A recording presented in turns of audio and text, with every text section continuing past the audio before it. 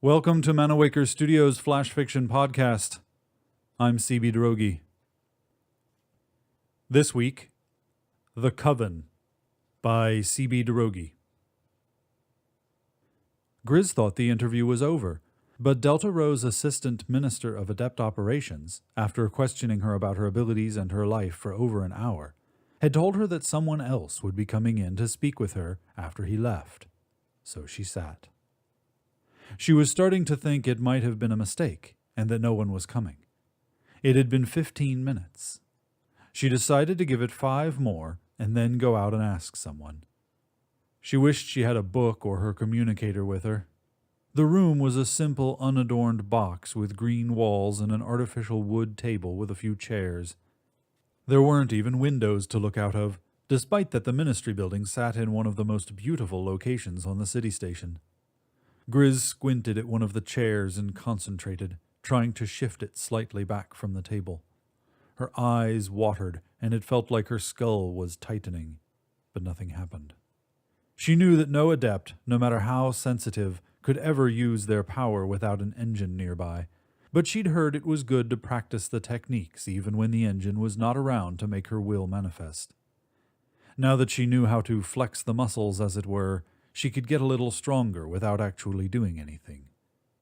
She wasn't sure how much she believed it, but she still found herself doing a lot of flexing throughout the day, especially when bored.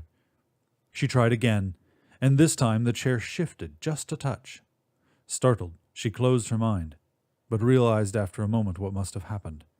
There were likely many adepts who worked in this office. One must have passed the room with a portable engine, and she had been touched by the edges of the field.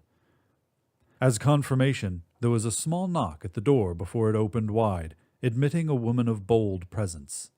She swept into the room with a bit of a flourish, closing the door behind her. She was tall and thin, adorned in a perfectly tailored rose-red pencil skirt suit. Her hair was in a bun, and she carried an aluminum scepter with a glowing gem at its end. This would be her portable engine, of course. Grizz rolled her eyes. It had been 100 years since MA engines were so big they had to be carried in a staff or scepter. Most people who had them liked to keep them a bit more discreet these days, usually in a belt buckle or simply stowed in a pocket. To brandish one like this was an antiquated pretension. The woman adjusted her half-moon spectacles, another affectation from the past, and glanced at Grizz. When she spoke, her voice was high and sweet.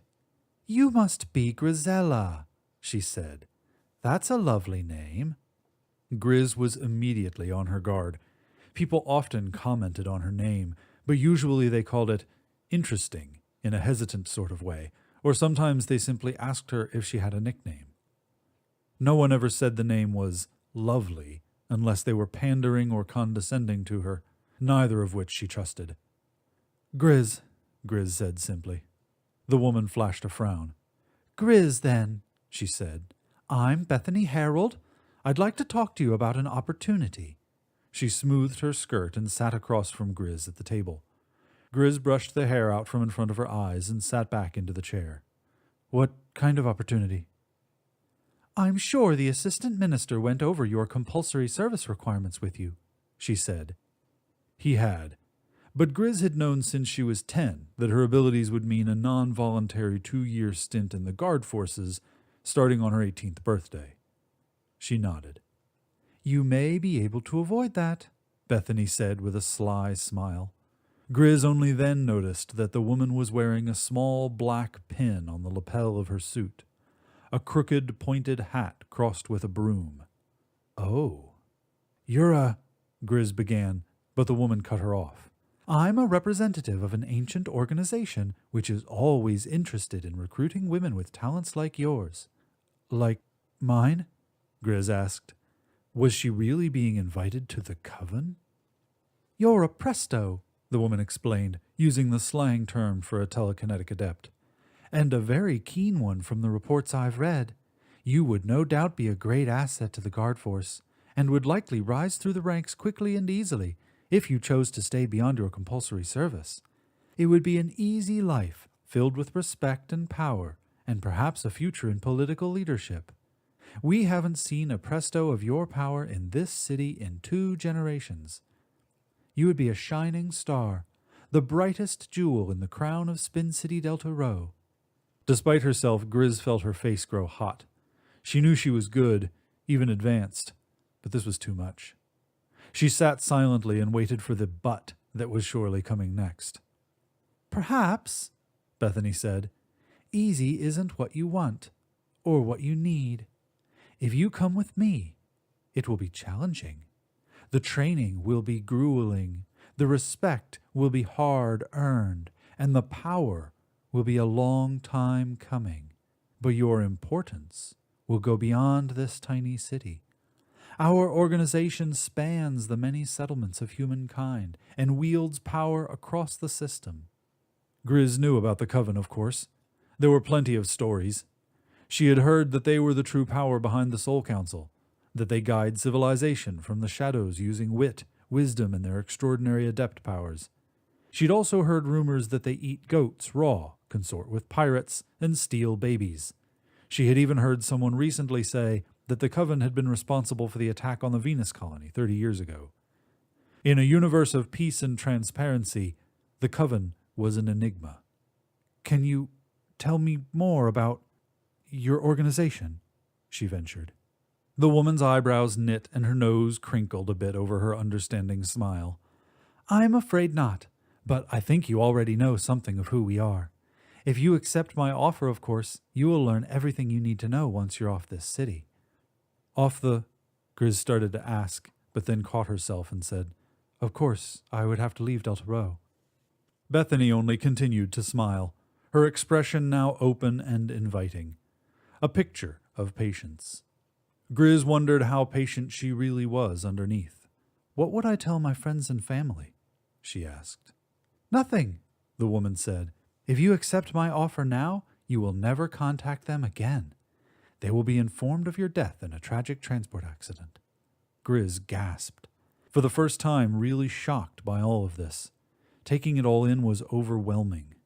Can I take time to think about it? Unfortunately, no, Bethany said simply.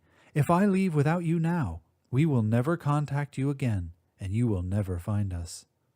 Grizz thought of all her dear friends, her parents, her schoolmates, her dog, to never see them again, but to be part of something so vast, so powerful. She took a deep breath and let it out slowly, giving herself that moment to think. Okay, she said then. Okay? Bethany asked. Okay, Grizz repeated. I'll go with you, right now. Bethany's smile returned once more, seeming genuinely pleased this time. I had a feeling you would make the right choice, Grizella. She stood and moved toward the door. Our transport is already waiting. Grizz stood and followed the woman out of the room, without looking back. This has been The Coven by CB Droege. Interested in more stories like the one you just heard? This podcast is supported by Manawaker Studios patrons on Patreon. Patrons of Manawaker Studio all get access to free weekly stories like this one and other content in the patron feed. And supporting at a higher tier includes a subscription to Manawaker Books. To find out more or to become a patron, visit patreon.com/Manawaker. The Flash Fiction Podcast theme song is by Kevin MacLeod. I'm CB Droege. Thanks for listening.